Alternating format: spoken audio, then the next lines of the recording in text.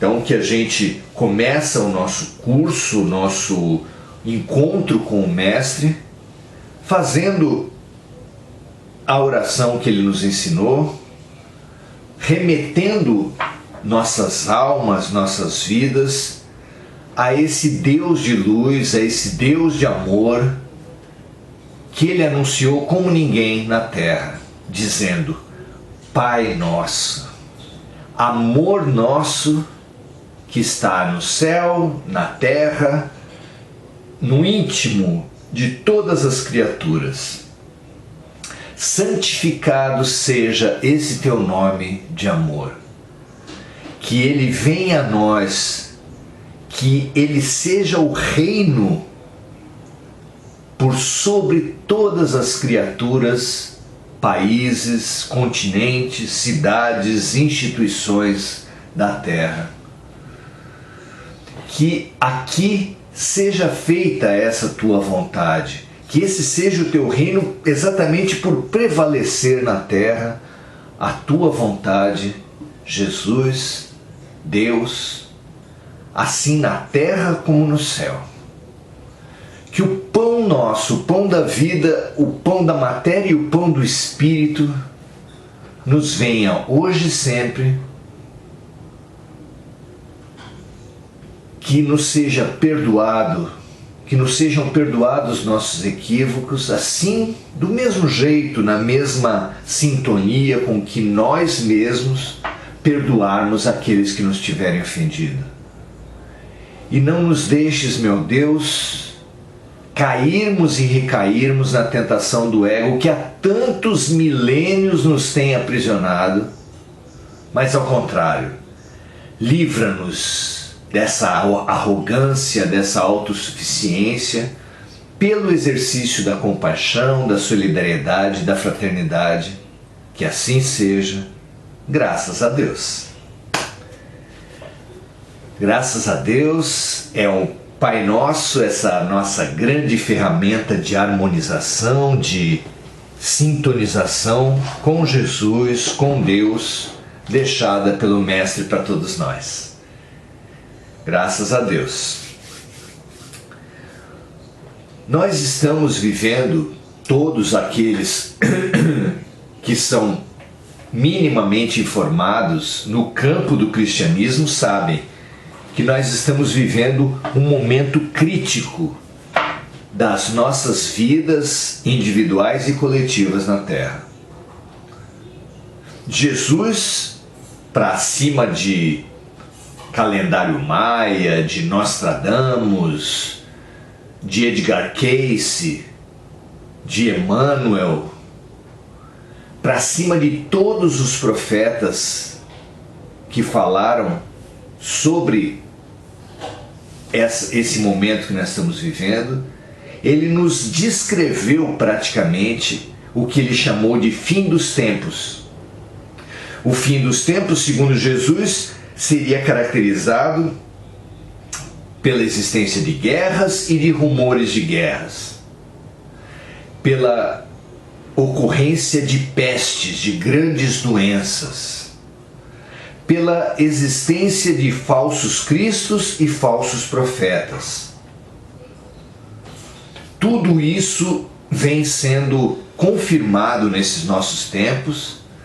As guerras, contando que o início da transição se deu pela própria vinda do Mestre na Terra, nós temos tido durante todos esses séculos, esses 20 séculos que decorreram depois da passagem de Jesus pela Terra, quantas e quantas guerras, muitas delas feitas em nome dele, Jesus, para nossa desgraça, para nossa contradição. O príncipe da paz, em nome dele, usando a popularidade dele, instituições humanas fizeram guerras, torturas, perseguições, queima de livros, todo tipo de arbitrariedades, assassinatos de todo tipo. Pois Jesus previu esses nossos tempos e disse claramente que haveria não um fim do mundo, como tantas vezes se supõe. O mundo vai acabar, o mundo vai acabar. Como se pensou na passagem de 1999 para 2000, como se pensou em dezembro de 2012, como algumas pessoas pensaram até em 2019 com a data limite de Chico Xavier. Na verdade, não. Jesus deixou muito claro que esses tempos, que essa fase da nossa vida seria o fim dos tempos. E não há nada mais esperançoso do que saber que é uma época marcada pela violência, pelas guerras, pelos abusos, pela corrupção. Uma era que está terminando. O fim dos tempos, não o fim do mundo, anunciado por Jesus, são preciosos, são uma grande esperança, porque não há nada mais importante para nós que vivemos na Terra do que saber que esses tempos nossos tão tenebrosos estão acabando. Por outro lado, todos os que falaram desses tempos, e Jesus especialmente, falou que haveria uma separação na humanidade. No momento ele fala a separação do joio e do trigo, noutra dos bodes das ovelhas, mas o importante é que, como se fala no Apocalipse, uma grande apartação, uma grande separação da humanidade está sendo feita. Já há várias décadas, já há alguns séculos, tem sido feita uma separação, um esvaziamento das regiões mais tenebrosas da Terra, de onde já partem bilhões de almas sendo remetidas para outros planetas. Para planetas que estão fazendo a transição de mundo primitivo para mundo de expiação e provas, iniciando sua trajetória de expiação e provas. Nós, da Terra, estamos enviando bilhões de seres, nós que vamos passar de expiação e provas para mundo de regeneração. Numa comparação que é muito clara para todos nós, se mundo primitivo, primeiro estágio dos planetas, mundo de expiação e prova, segundo estágio, e mundo de regeneração fossem a primeira, a segunda e a terceira série, ou primeiro, segundo e terceiro ano do ensino fundamental, o que está acontecendo agora na Terra é que os repetentes da Terra, aqueles que não conseguem acompanhar a classe, estão sendo enviados para compor outras turmas. Quem está nesse segundo ano, expiação e provas da Terra, vai ter que passar pelas mesmas guerras, dúvidas, mau uso da tecnologia, perversidades de todo tipo, deturpação religiosa, que aconteceu nesse momento, para que, tomando de novo o mesmo remédio que essas pessoas que forem mandadas para lá se caracterizam por aqueles que não assimilaram, não tomaram o remédio, por aqueles que não prestaram atenção na lição e na hora da prova não puderam apresentar os seus resultados. Todos esses vão compor, como numa sala de aula, os repetentes da segunda série, do segundo ano, vão pegar uma outra turma que esteja iniciando o segundo ano. E esse outro planeta para o qual estão sendo enviadas os nossos repetentes, eles estão iniciando essa fase de expiação e provas. Já os que conseguirem passar para mundo de regeneração vão também receber espíritos de outros planetas que precisarem iniciar o mundo de regeneração, dando-nos um impulso fabuloso, porque já virão, como todos os repetentes, com grande parte da lição aprendida, e nos impulsionarão nessa nova fase da Terra. Diante dessa informação tão clara dada por Jesus, emerge de todos nós que temos contato com essa informação a pergunta: aonde eu estarei? Será que eu vou passar para um mundo de regeneração, ou será que eu vou precisar recomeçar a trajetória de expiação e provas? O que caracteriza cada momento? Expiação e provas, como o próprio nome diz, é uma fase da humanidade, fase das pessoas e da coletividade humana, caracterizada pela dor. São as almas que plantaram desarmonia e que colhem nessa fase das coletividades e das suas vidas, colhem a desarmonia que eles plantaram, colhem a dor que eles espalharam. É isso que nós temos vivido até agora. O que caracteriza o mundo de regeneração não é a angelitude e a pureza dos seres humanos. O próprio Mestre disse, o próprio Jesus revelou que a paz na terra está endereçada aos homens de boa vontade, que os autopacificados herdarão a terra, em primeiro lugar, e que a paz na terra é uma conquista dos homens de boa vontade.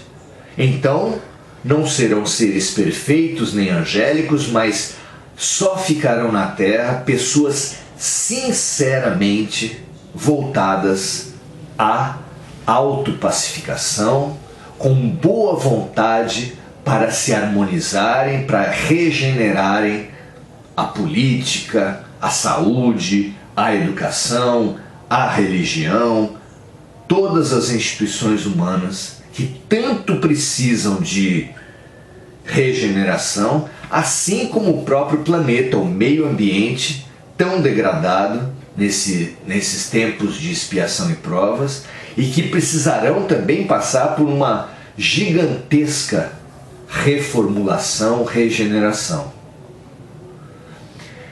É difícil para todos nós, no entanto, concretizarmos o que nós precisamos fazer, não é mesmo? O que é que vai ser necessário nós fazermos para poder conquistar essa nova etapa de regeneração? Essa é a leitura que nós fazemos no capítulo 24 do Evangelho segundo o Espiritismo, que tem como título Não Coloqueis a Candeia sob o Alqueire, dentro das palavras típicas dos tempos evangélicos. Essa mensagem de Jesus diz para nós colocarmos a luz acima de tudo, querendo dizer que são as diretrizes espirituais, e entre elas a diretriz do amor por excelência, que deve banhar tudo o que a gente faz. Assim como numa casa, compara Jesus, a luz fica acima dos móveis, nas nossas vidas a dimensão espiritual, a questão espiritual deve iluminar a mesa aonde as pessoas se alimentam, a cama aonde as pessoas descansam e têm relações sexuais, o armário onde elas guardam as suas roupas e as seus adereços para a sua beleza. A beleza, o sexo, o descanso, a alimentação, nada disso é ruim por si, mas precisa tudo das nossas vidas estar banhado pela luz Por isso Jesus fala, não coloquem a luz debaixo dos móveis, mas coloque a luz acima de tudo. Esse é o capítulo 24 do Evangelho segundo o Espiritismo, e o que nós vamos estudar hoje é uma receita. Uma receita passada por Jesus para aqueles que desejarem seguirem-no. Alguém pode falar, nossa, são bilhões aqueles que querem segui-lo. Será? Como você vê, meu amigo, minha amiga, como você vê a situação do cristianismo? Você vê pessoas, instituições, estruturas que buscam realmente o que Cristo falou? Nós não vemos a título de cristianismo vastas instituições que privilegiam os profetas e praticamente não citam, não falam em Jesus? Nós não vemos as imagens de Jesus, as citações de Jesus não serem lastreadas por obras, atitudes concretas? Esse tem sido o nosso dilema. Aqueles que quiserem realmente serem seguidores de Jesus têm 3 tarefas apontadas por ele mesmo. Na seguinte passagem: chamando a si o povo e seus discípulos, Jesus lhes disse: se alguém quer vir após mim, ou seja, quem quiser ser seguidor do Cristo, que, primeiro, renuncie a si mesmo. Em segundo lugar, carregue a sua cruz. E em terceiro lugar, siga-me. Porque aquele que quiser salvar a si mesmo, aquele que quiser se salvar como grande prioridade, se perderá. E aquele que se perder por amor a mim e ao Evangelho, se salvará. Com efeito, que serviria a um homem ganhar todo o mundo e perder a si mesmo? Esse trecho está em São Marcos, capítulo 8, versículos 34 a 36, Lucas, capítulo 9, 23, 24 e 25, Mateus, capítulo 10, 38 e 39, João, capítulo 12, versículos 24 e 25. Vamos então, nesse nosso exercício, estimular vocês a interpretar essa receita de Jesus, essas 3 fases, essas 3 tarefas que Jesus se utiliza para falar das condições, das conquistas que nós devemos fazer para sermos verdadeiramente seguidores dele. Em primeiro lugar, Jesus fala de renunciar a si mesmo. Como assim? O que Jesus pode ter querido dizer com renunciar a si mesmo? Os espíritos revelaram para Allan Kardec que há uma origem única de todo o mal na Terra. Todas as doenças, todas as corrupções, os abusos, as violências como um todo surgem de um único e grande fator: o egoísmo. Aqueles que cultuam a si mesmos são os mesmos que querem impor-se violentamente sobre os seus familiares, sobre os seus conterrâneos, sobre os que são diferentes de raça, de religião, de partido político. Todos os problemas humanos surgem do egoísmo. Portanto, quando Jesus fala aquele que renunciar a si mesmo, aquele que quiser vir após ele, renuncia a si mesmo, tudo sugere, tudo indica, você não acha, que isso quer dizer trabalhar, renunciar ao orgulho e ao egoísmo. Diz o mestre, porque aquele que quiser salvar a si mesmo se perderá. Olha que tarefa interessante, olha que bandeira, que meta interessante essa que Jesus nos passa. Não é completamente condizente com a vida dele, que não tinha uma pedra onde recostar sua cabeça, que renunciou em apresentar milagres e prodígios quando do seu julgamento, nem sequer apresentou uma defesa perante Pôncio Pilatos, perante o Sinédrio? Isso não fala dessa renúncia a si mesmo? E não fala da renúncia a si mesmo de um Francisco Xavier, de um Chico Xavier, de um Francisco de Assis, de um Buda, de um Mahatma Gandhi, que deixou de lado toda uma carreira como advogado para caminhar a pé longas distâncias. Não é o que fala, não fala muito essa renúncia a si mesmo de Irmã Dulce, Madre Teresa, Zilda Arnes, João Batista, João Evangelista, Pedro, Paulo. Paulo não largou toda uma brilhante carreira em nome de Jesus? Maria Madalena não largou luxo, fama, poder em nome de Jesus?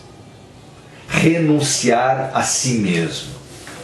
Nesse mundo de transição planetária, de anúncios ou de pretensas interpretações de fim de mundo, onde as pessoas compram lugares em bunkers com centenas de metros de profundidade, onde há toda uma estrutura anti-atômica, muito alimento estocado, possibilidades de produção de eletricidade autônoma, e fogem de um jeito ou de outro do que eles pensam ser o fim do mundo. Ou seja, tantas pessoas que pensam como grande prioridade salvar a si mesmo, nesse mundo não parece muito significativo que ouvir Jesus e falar que aquele que quiser salvar a si mesmo se perderá? É uma reflexão muito interessante, onde no Brasil particularmente a mentira, as fake news, a arrogância, a corrupção mostra o quê? Que as pessoas querem para elas, que elas pensam a coletividade em função das suas próprias ideias e preconceitos, dos seus próprios interesses, e isso nas diversas correntes políticas. Essas pessoas todas nos são um exemplo muito claro no Brasil de pessoas que pensam apenas em si mesmas na transição. Toda essa imensa rede de corrupção que desviou dinheiro dos insumos para combater a pandemia, todo esse problema com a vacinação, tudo isso é o que, meus amigos? É deixar de lado o interesse geral para pensar exclusivamente nos seus interesses políticos, eleitorais, ideológicos. Não é assim? Infelizmente. Então Jesus, nesse primeiro passo, ele ataca diretamente no fulcro, no nosso problema mais básico, o egoísmo, para dizer que aquele que quiser segui-lo, negue-se, antes de tudo, a si mesmo. Qual é o segundo passo que Jesus passa a essa humanidade ainda no ciclo de provas e expiações, ainda marcada pela experiência da dor. O segundo passo, segundo Jesus, é que nós tomemos a nossa cruz. O que pode ser tomar a nossa cruz? Certamente você tem interpretações, outras pessoas terão outras. Mas é muito possível que tomar a nossa cruz seja aceitar a nossa dor. Jesus tomou a cruz, sabendo que o destino de carregar a cruz até o Gólgota era que a cruz seria cravada, as suas mãos e os seus pés seriam cravados na cruz e ele seria erguido e deixado até a morte. Mesmo sabendo do que aconteceria com ele, ele carregou a sua cruz, ele aceitou o que a vida, o que Deus tinha trazido para ele. Como temos sido nós, com que atitude nós temos vivido as nossas cruzes, as nossas dores? Para além dessa questão mais geral da humanidade, desses interesses políticos, econômicos, desses interesses, dessa guerra de egos, pense agora sobre você. Pense nas suas dores e com que atitude você tem enfrentado as suas dores, meu amigo, minha amiga. Porque é preciso aceitar a dor como um doente que confia no médico, aceita e segue rigorosamente as suas prescrições. Todos os doentes só podem começar a sua cura quando admitem, aceitam a sua doença. Um alcoólico, um viciado em drogas, um viciado, uma pessoa que se alimente compulsivamente, um viciado em jogos, todas essas pessoas, enquanto não admitem que são dependentes, não têm cura. Enquanto pais que têm um filho portador de necessidades especiais não aceitam a doença do filho, não começam a realizar o seu tratamento. Porque por muito tempo o ser humano foge dos problemas, nega a doença, nega os problemas que tem e, negando os problemas, se paralisa, se prejudica, se retarda tragicamente. Como nós vimos isso também na pandemia, não é verdade? Desde dirigentes até pessoas, cidadãos comuns, negando sistematicamente a doença e a consequência que isso trouxe individual e coletivamente. Então, é fundamental para todos nós tomarmos a nossa cruz. Esse é o segundo passo que Jesus nos deixa na sua receita. Relembrando, o primeiro passo, negar a si mesmo.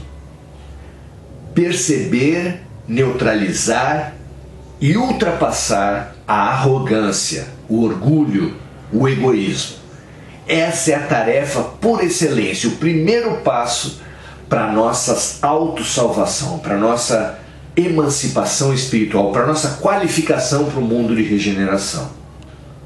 O segundo passo, igualmente importante, especialmente ainda nessa fase de expiação e provas e nesse ápice da transição tão caracterizado por essas dores coletivas, nós somos chamados à aceitação, à fé, à confiança de que não cai uma folha de uma árvore que não seja pela vontade de Deus. E assim, aceitar e com aceitação nos transformar, realizar nossas curas e nossos aprendizados. Será que nós estamos prontos para enfrentar o egoísmo e para enfrentar a dor? Duas tarefas fundamentais para todos nós. E a terceira tarefa. Depois Jesus fala: negue-se a si mesmo, toma a sua cruz e me segue. O que será seguir Jesus? Os mais desavisados podem achar que seguir Jesus é a mera frequência às instituições que se autoproclamam cristãs. Ou seja, quem é cristão é seguidor de Jesus. Mas será que a gente pode confiar no rótulo? Será que a gente, quando quer matar a sede, precisa tomar qualquer líquido que esteja por trás de um rótulo chamado água? Se você tivesse duas garrafas, tivesse com muita sede e tivesse duas garrafas, uma tivesse sem o rótulo, mas tivesse certamente água lá dentro, e outra estivesse com o rótulo de água, mas que talvez não tivesse água lá dentro, fosse outros líquidos, inclusive venenosos, qual das duas garrafas você ia querer? A sem rótulo, mas com água, ou a com rótulo, mas com uma água duvidosa, com um líquido duvidoso? Ora, certamente nós íamos querer a garrafa de água, ainda que sem rótulo. Em outra passagem, Jesus nos fala assim: um pai queria muito que os filhos obedecessem às suas ordens. Deu uma ordem e um deles falou: pode deixar, pai, vou seguir as suas ordens. Mas saiu de lá, pensou melhor e não seguiu. O outro filho foi desbocado. Quando recebeu a ordem, falou: eu não vou fazer nada disso. Mas saindo de lá, pensou melhor e resolveu obedecer o pai. E aí pergunta Jesus: qual dos dois fez a vontade do pai? É claro que proclamar-se cristão tem muito pouca importância perante o fazer-se cristão. O próprio Jesus explicitou isso: nem todo aquele que disser Senhor, Senhor entrará no reino dos céus, mas sim aquele que fizer a vontade do meu Pai. Então, diante disso, o fazer a vontade do Pai, o fazer a vontade desse Deus que é amor, desse Jesus que ensinou como um mandamento maior amar a Deus, amar o próximo, amar a si mesmo, é sem dúvida nenhuma dar passos, ainda que pequenos, mas constantes e seguros, em direção ao amor.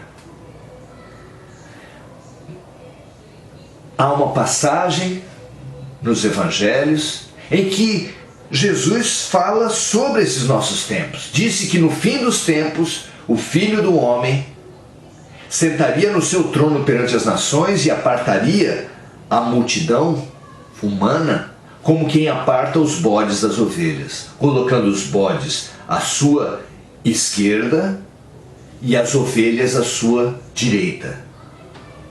Os bodes como os animais teimosos, raivosos, e as ovelhas como os animais dóceis e obedientes. Aos bodes ele diria que seriam endereçados às trevas exteriores, onde haveria prantos e ranger de dentes, e às ovelhas ele disse que eles herdarão a terra, que eles permanecerão no planeta regenerado. Ambos os grupos, ambas as multidões, inquiriram o Filho de Deus: por que nós não ficaremos na terra? Por que nós ficaremos na terra? E Jesus disse: porque eu tive fome, eu tive sede, eu estive preso, eu estive hospitalizado, E vocês não me deram de comer, não me deram de beber, não me foram visitar. Enquanto que vocês me deram de beber, me deram de comer, me foram visitar. Ambos os grupos não entenderam aquela explicação e falaram assim, mas quando foi, mestre, que nós te demos, te atendemos, e os outros, quando foi, mestre, que nós não o atendemos? E Jesus deixou essa pérola que nós deveríamos iluminar todos os dias nas nossas mentes e nos nossos corações. A cada vez que um de vocês ajudou ou não ajudou um dos pequeninos do mundo, será a mim que vocês terão ajudado ou não ajudado. É um imenso, enfático, caloroso convite ao amor.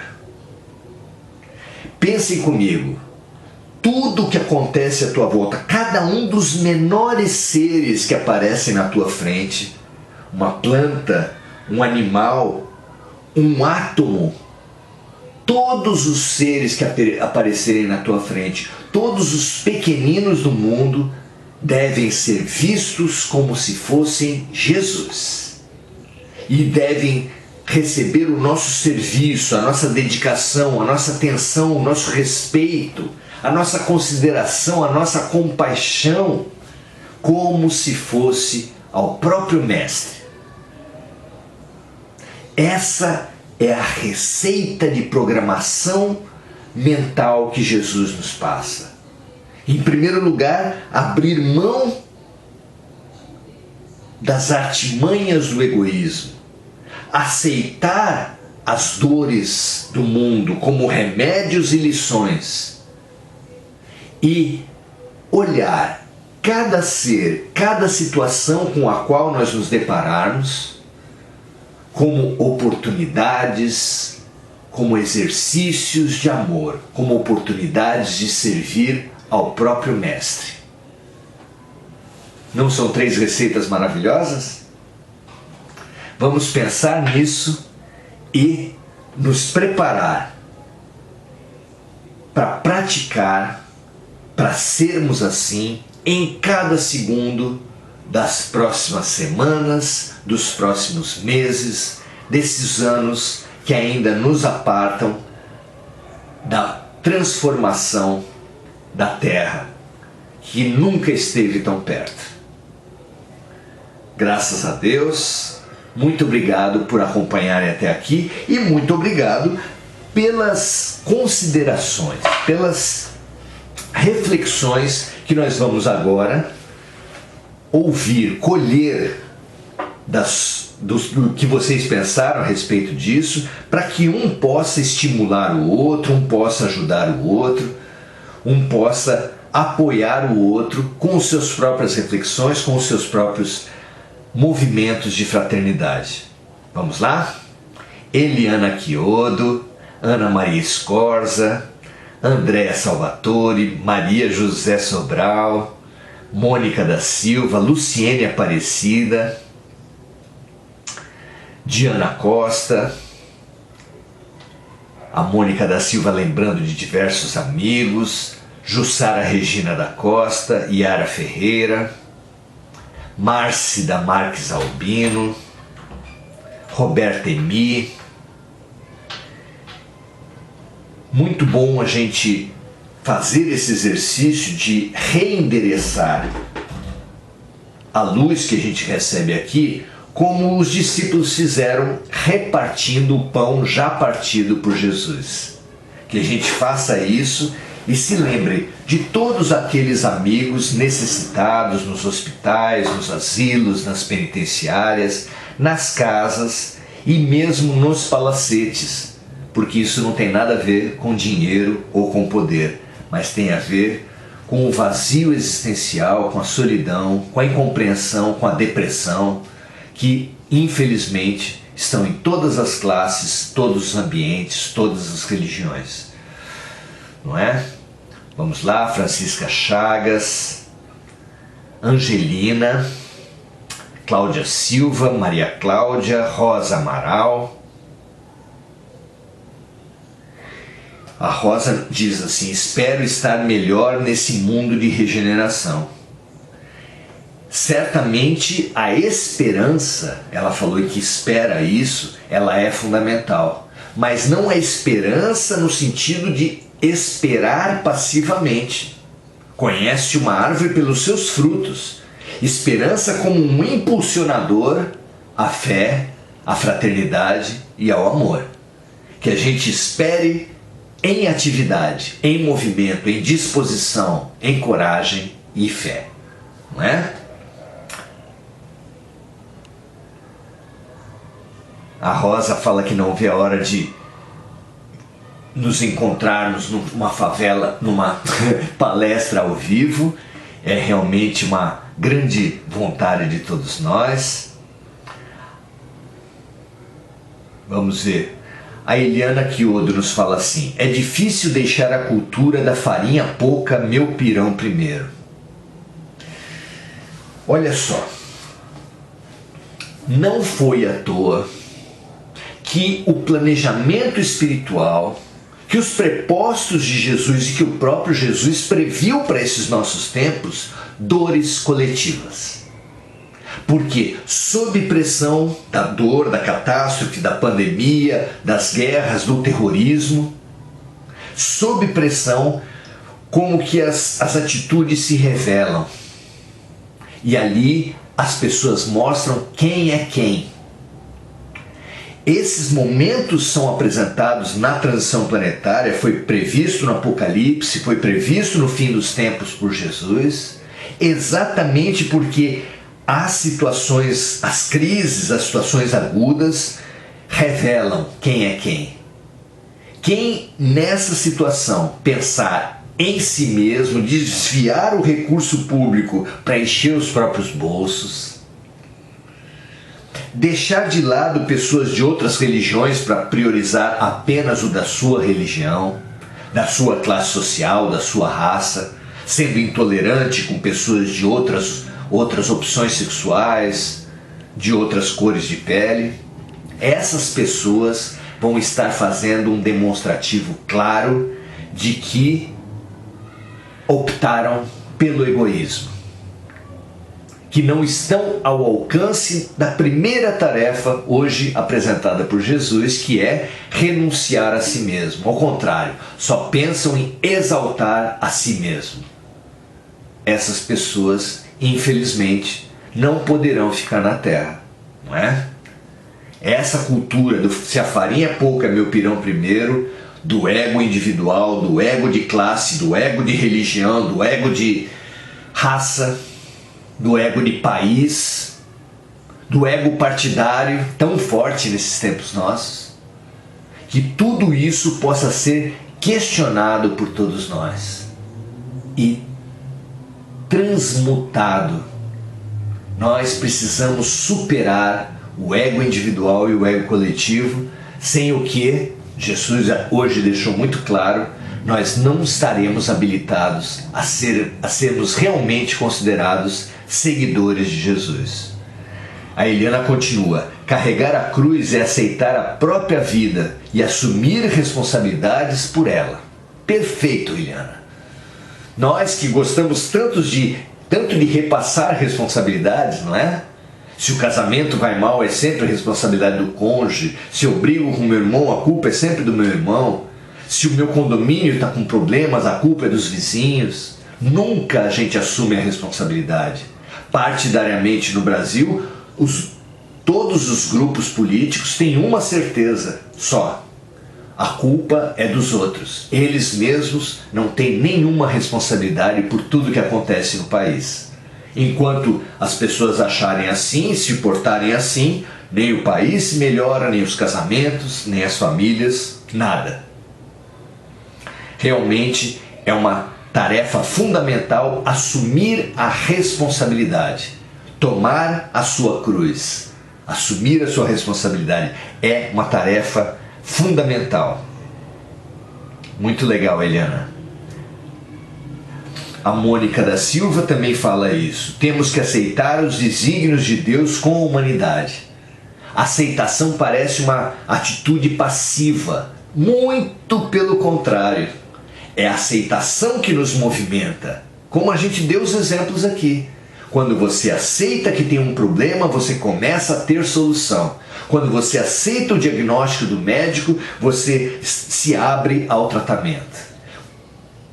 Quando Sócrates disse, só sei que nada sei, ele quis dizer exatamente isso. Quando nós admitimos as nossas insuficiências, a nossa incompletude, o nosso vazio, a nossa ignorância, é que nós nos habilitamos ao aprendizado e à transformação.